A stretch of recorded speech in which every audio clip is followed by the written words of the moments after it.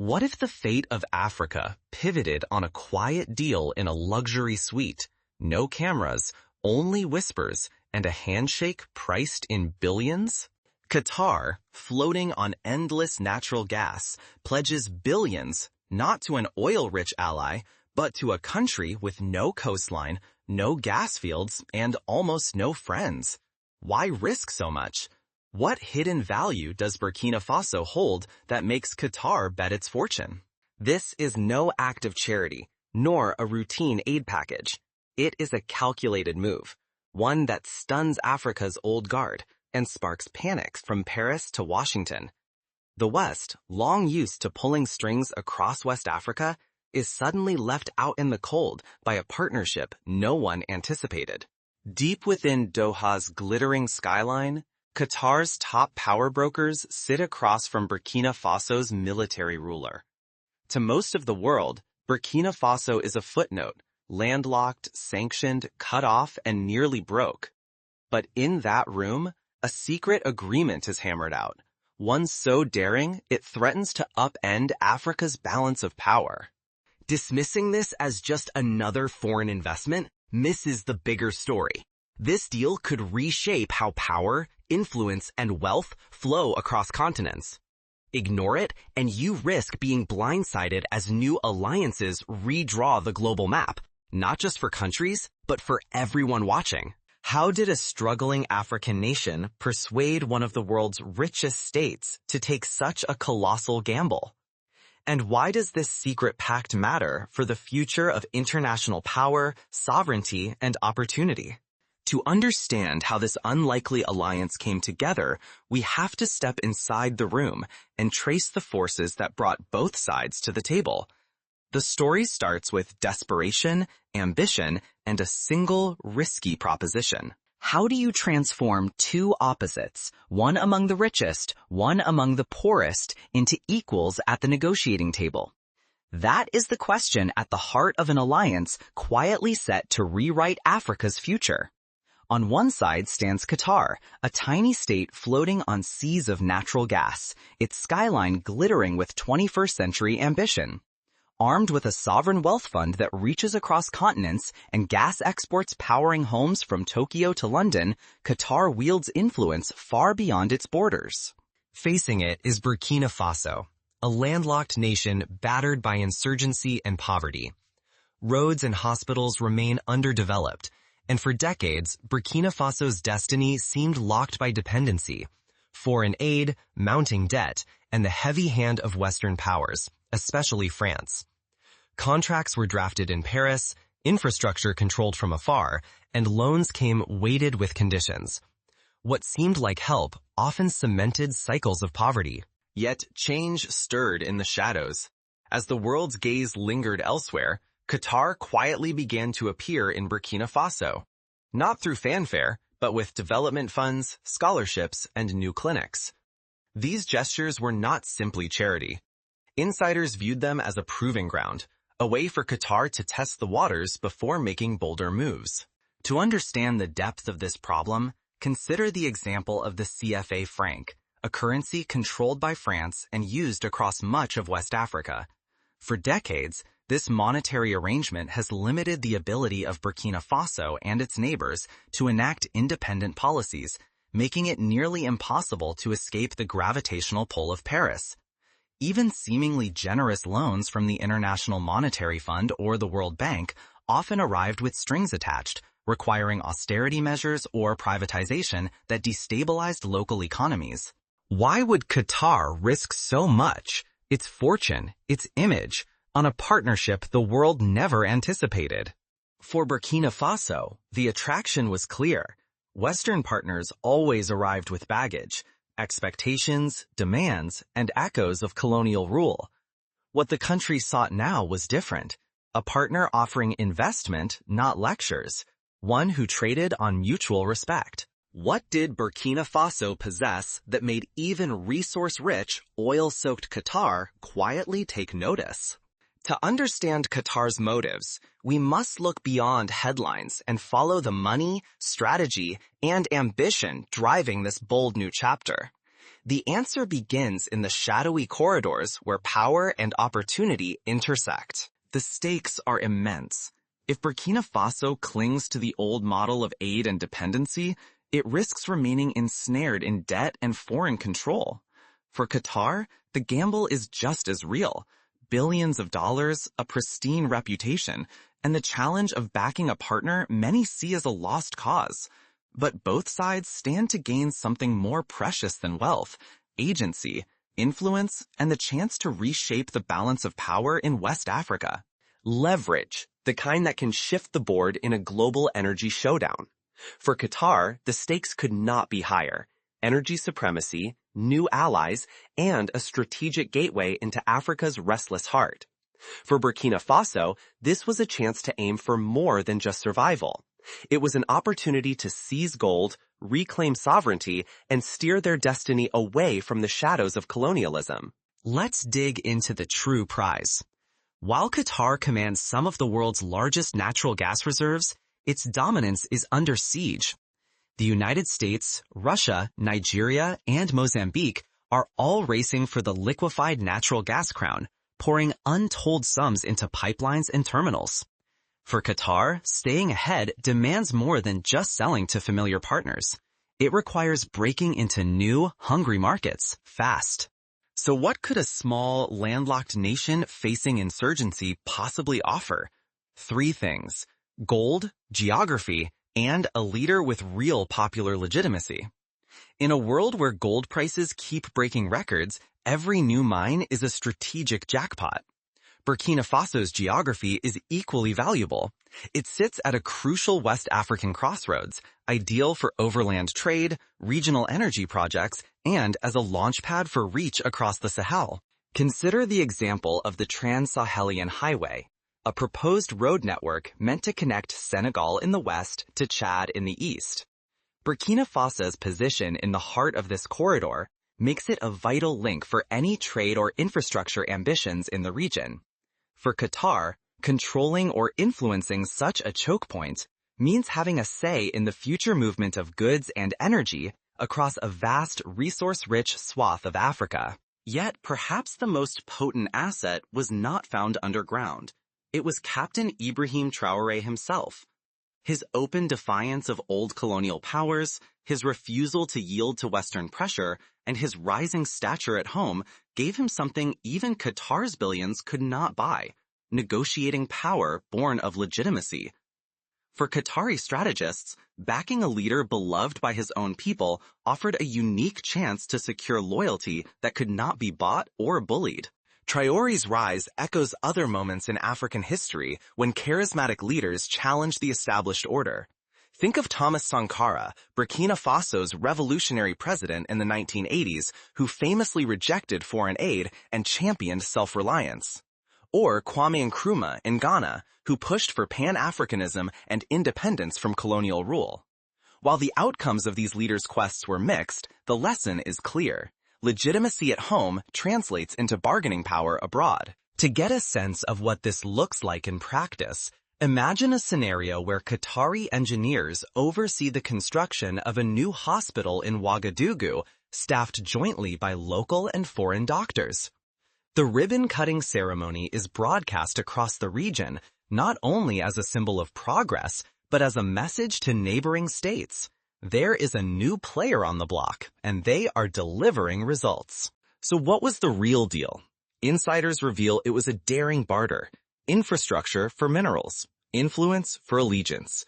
Qatar would bankroll roads, hospitals, and power grids, projects designed to win hearts and anchor alliances. In return, Qatari companies would gain privileged access to gold mining rights and a real voice in shaping regional politics. Burkina Faso, for its part, pledged to support Qatar in African organizations and economic blocs, giving Doha new diplomatic firepower wherever the contests flared. This was no act of charity. It was pure strategic calculation, a secret barter with everything at stake: gold for gas, power for promise, sovereignty for influence. Both nations wagered everything, with everything to win or lose. But what drove these two unlikely partners to risk so much, and why now? To answer that, we have to look at the fast-shifting ground beneath their feet and the threats closing in from every side. But make no mistake, both sides walked a tightrope. For Burkina Faso, breaking free from the old colonial grip meant risking a new kind of dependency. If the alliance grew too lopsided, they might simply trade one master for another. For Qatar, investing billions in a volatile, war-torn country meant taking on enormous risk, global criticism, Western rivals, and the ever-present chance their new partner could one day switch sides. Could a single secret deal unleash a chain reaction so powerful it redraws Africa's economic map? So when the first whispers of the deal escaped the boardrooms of Doha, the world's power brokers snapped to attention. In Paris, Washington, and Brussels, alarm bells began ringing. The old order faced a challenge no one had anticipated, a partnership bold enough to rewrite the playbook for Africa and beyond. To understand the gravity of this, remember the Suez Crisis in the 1950s when Egypt's nationalization of the canal upended global trade routes and forced former colonial powers to rethink their strategies. In a similar way, the Qatar-Burkina Faso deal is a reminder that even the weakest nations can become pivotal players when they control access to strategic assets or routes. That is the nightmare now keeping Western leaders awake. In Paris, Washington, and Brussels, the alarm is real. Decades of dominance over West Africa are slipping away, threatened by an alliance that rewrites the rules. The Qatar-Burkina Faso Pact is not just another news item. It is a direct challenge to who holds the keys to wealth, control, and influence in the region. Qatar's strategy is both bold and disarmingly simple. Instead of empty promises or lectures, they deliver what matters most: roads that bridge isolated villages, hospitals that save lives, and power plants that ignite entire towns. Each visible project becomes a foothold, binding communities not through force, but through tangible, lasting transformation. For example, in the city of Bobo Dioulasso, a new Qatari-built bridge could cut travel times for farmers bringing their goods to market from days to hours. This not only boosts the local economy, but also builds goodwill that cannot be easily bought by competing powers. Burkina Faso, once written off as a fragile, landlocked outpost, now stands at the center of this new game. Its leaders are not just seeking survival, they are reimagining what a Sahelian economy could become. One that crosses borders, sets its own terms, and refuses to play by rules written elsewhere. This is reminiscent of the Cold War barter deals, such as when the Soviet Union traded oil for Cuban sugar, bypassing dollar-denominated markets and Western oversight. The difference here is that both parties are operating from a position of choice, not coercion, and the terms are negotiated rather than imposed. But the real breakthrough is the barter model. Forget the old world of loans from Western banks or the IMF, with their endless demands and conditions. Here, Qatar delivers gas and capital for infrastructure, while Burkina Faso offers gold, mining concessions, or future commodities in direct exchange. No financial middlemen, no political strings, just a clean swap built on mutual interest and shared risk. Other African governments are watching every move. In Mali, Niger, and Guinea, leaders glimpse a new path, one that does not force them to choose between debt traps and stagnation. Even relatively stable Ghana and Senegal are quietly running the numbers.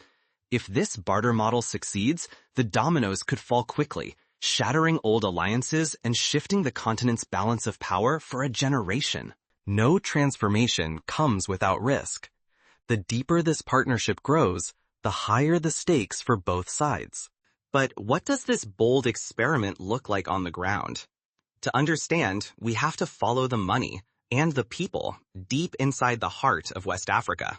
What can you, as a witness or player in this global game, take from a deal that dares to rewrite the rules? For the first time in decades, Africa's story could pivot from dependency to true agency. Nations long forced to obey foreign rules may finally seize the pen and write their own future. But the stakes are enormous. This region now stands at a crossroads. It could grasp prosperity and independence, or face new forms of pressure, new dependencies, and fierce pushback from the world's most powerful actors. Let's envision daily life in a small town outside Wahiguya. The arrival of Qatari-funded solar panels means electricity for the first time. Children read textbooks at night, businesses stay open later, and the local health clinic can finally refrigerate vaccines. These small changes ripple outward, strengthening the social fabric and building confidence in the new partnership. Compare this to the failed promises of previous decades. In the 1990s, World Bank-funded projects often collapsed under the weight of bureaucracy or corruption. Clinics sat empty, roads crumbled, and trust eroded. The Qatari approach is hands-on, with strict oversight and measurable results, a lesson learned from the mistakes of others. Soft power can rival hard cash. In the modern era, trust, reputation, and alliances unlock doors money cannot. The Qatar-Burkina Faso Pact proves that being respected is its own currency, sometimes more valuable than gold itself. Next, challenge the limits of traditional finance.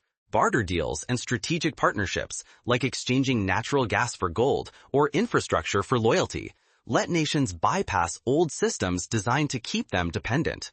This is how new power centers rise, by changing the game, not just playing it. Then, see the hidden strength in credibility. Burkina Faso's leader entered negotiations without vast reserves, but with a groundswell of support at home. That legitimacy made him a partner Qatar could trust, even as sanctions and threats circled from powerful outsiders. Remember, risk is part of revolution. Turning away from familiar allies to embrace bold new partners is always dangerous. But sometimes it is the only way to break free from cycles of exploitation. Burkina Faso's gamble shows that the most perilous move can also be the most liberating, though it may create new enemies along the way. Above all, this is more than a deal. It is a blueprint. Whether you're in government, business, or just watching history unfold, demand respect, not handouts. Real leverage comes from partnerships based on mutual interest, not dependency. But what happens when those with the most to lose fight back? The next moves could decide who truly controls Africa's future. Ignore these lessons, and you risk irrelevance as new alliances form and old powers weaken. The world's map of influence is being redrawn in real time, and whoever adapts fastest will shape the future. The game has changed, and in this new Africa, those who dare to act boldly are the ones shaping the future. The West is no longer the sole gatekeeper. Each new pipeline, hospital, or mine signals a shift. Qatar and Burkina Faso are rewriting the rules of wealth and influence. They have bypassed the old power brokers, forcing the world to reckon with a new kind of alliance, one built on mutual leverage, risk, and ambition. Not long ago, Africa's story seemed set in stone. Western powers called the shots, and countries like Burkina Faso could only follow. Now, that script has been torn up. The secret deal with Qatar puts agency and sovereignty at the center. This is not charity, nor is it another round of exploitation. Instead, it is a daring exchange. Gas, gold, and vision traded on equal terms. Western powers, alarmed by their loss of influence, respond by tightening sanctions or launching media campaigns to discredit the new alliance. Yet, the impact is muted. With new roads, clinics, and economic opportunities, the people of Burkina Faso become more resilient, less swayed by outside narratives. This echoes the resilience of countries like Vietnam, which, after decades of war and sanctions, rebuilt its economy by forging new alliances, ultimately joining global trade on its own terms. For you, this story is far more than a headline. It is a rare look behind the curtain, where the world's balance can shift quietly in a private room. Here, new players carve out independence and opportunity in the shadows of fading empires. The stakes could not be higher. Will you grasp these new dynamics, adapt, and seize your own future? or be left clutching a past that is slipping away. Africa's next chapter is being written now by those bold enough to take risks and rethink what is possible. The question is clear. Will you watch closely enough to learn? And are you ready to act as this story unfolds?